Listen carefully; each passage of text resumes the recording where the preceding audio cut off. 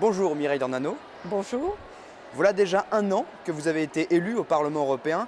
Quel bilan pouvez-vous dresser de l'action de la délégation du Front National ici?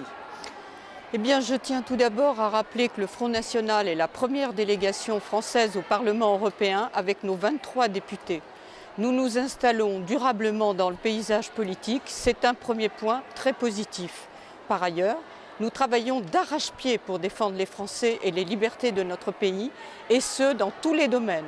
Au total, le Front National au Parlement européen a produit près de 2000 interventions orales et écrites en plénière, déposé plus de 1200 amendements et près de 100 propositions de résolution. Autrement dit, malgré le manque de moyens criant et le boycott que nous subissons de la part des autres groupes coalisés, nous avons une activité parlementaire intense. En commission pour l'environnement, la santé publique et la sécurité alimentaire où je siège, j'ai pour ma part déposé près de 200 amendements et pris position sur la plupart des textes. Quelle attitude adoptez-vous généralement sur ces nombreux textes? Je n'ai pas de réflexe automatique, compte tenu de la grande diversité des sujets, soins médicaux, émissions polluantes, OGM, politique en matière de consommation et d'alimentation, normes environnementales. Tous ces thèmes ont besoin d'un traitement spécifique. Toutefois, il est vrai que je cherche toujours la défense des intérêts français, le maintien de la souveraineté des États dans les domaines où ils sont incontestablement efficaces et légitimes, la protection de nos activités locales et traditionnelles, car nos terroirs et nos artisans sont un pilier de notre culture, et tout cela bien évidemment dans le cadre d'une amélioration du cadre environnemental et du bien-être sanitaire. Cela fait partie de la conception du bien commun, principe fondamental de mon action politique. Alors, vous avez débattu ce matin du programme européen pour les migrations. La Commission et le Conseil souhaitent imposer des quotas d'accueil de réfugiés alors que l'Europe supporte déjà une immigration massive. Quelles propositions pouvez-vous formuler face à ces menaces? Eh bien, la priorité est bien entendu de mettre fin aux accords de Schengen qui créent un espace de libre circulation incontrôlé en Europe, alors que les frontières extérieures sont extrêmement poreuses, comme vous le savez. Or, la frontière est un élément de souveraineté d'un État, et c'est pour cela que je considère que les États membres doivent reprendre le contrôle de leurs frontières nationales et mener leur propre politique d'immigration. En l'occurrence, il me paraît urgent de freiner au maximum l'immigration en France, car nous subissons une immigration massive qui est un facteur d'insécurité, de destruction de la cohésion nationale et qui met en péril l'équilibre de notre société. Je pense par ailleurs nécessaire de refouler les migrants et de les ramener à leur point de départ, comme l'a fait avec succès le gouvernement australien. Enfin, nous devons supprimer les pompes aspirantes de l'immigration légale et illégale que sont les aides sociales démesurées accordées aux clandestins et les privilèges d'hébergement ou autres dont les Français les plus pauvres et dans la misère ne bénéficient même pas. L'Union européenne semble toutefois très éloignée de ce constat. Le Parlement européen relève-t-il ces dangers? Absolument pas. Les débats de ce matin ont démontré que les partis et les groupes politiques coalisés sont à 1000 lieues des réalités.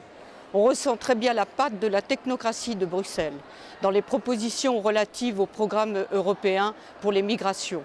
Les quotas ne concernent qu'une infime partie des migrants et rien n'est prévu pour inverser ces flux migratoires.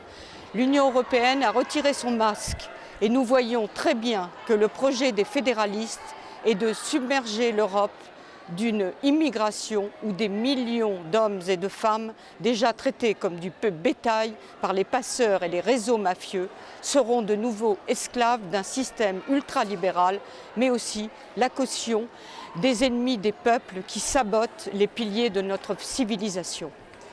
Alors, un autre grand sujet est discuté en ce moment au Parlement européen, le traité transatlantique. Quelles sont les menaces de ce traité de commerce et d'investissement? Ce traité transatlantique sera une nouvelle étape et une étape décisive dans la perte des souverainetés des États.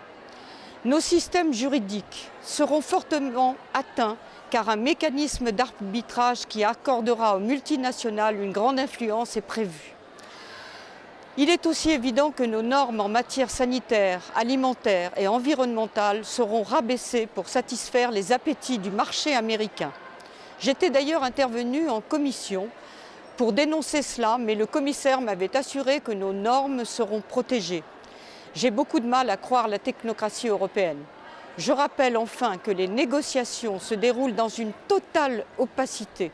Nous n'avons accès qu'à très peu de documents et d'informations sur les discussions, preuve supplémentaire de la déconnexion entre les élites euromondialistes et les peuples d'Europe.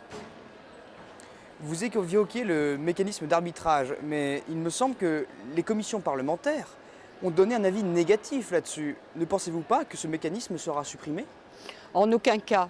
C'est même une grave erreur que de croire que l'on peut améliorer le traité transatlantique en supprimant le mécanisme de règlement des différents dispositifs inhérents à un traité de libre-échange de telle ampleur.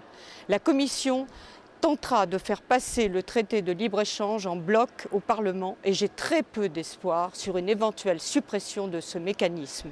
Il est important de rappeler que les pires dispositions et conséquences du traité transatlantique sont discrètes car le diable se cache dans les détails.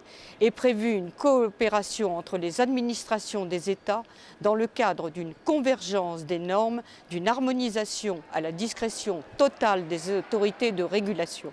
Autrement dit, le véritable sens de ce traité est la construction d'un nouveau pan du mondialisme et la mort programmée de la démocratie en Europe. Merci Mireille Dornano. Merci à vous. Bon courage.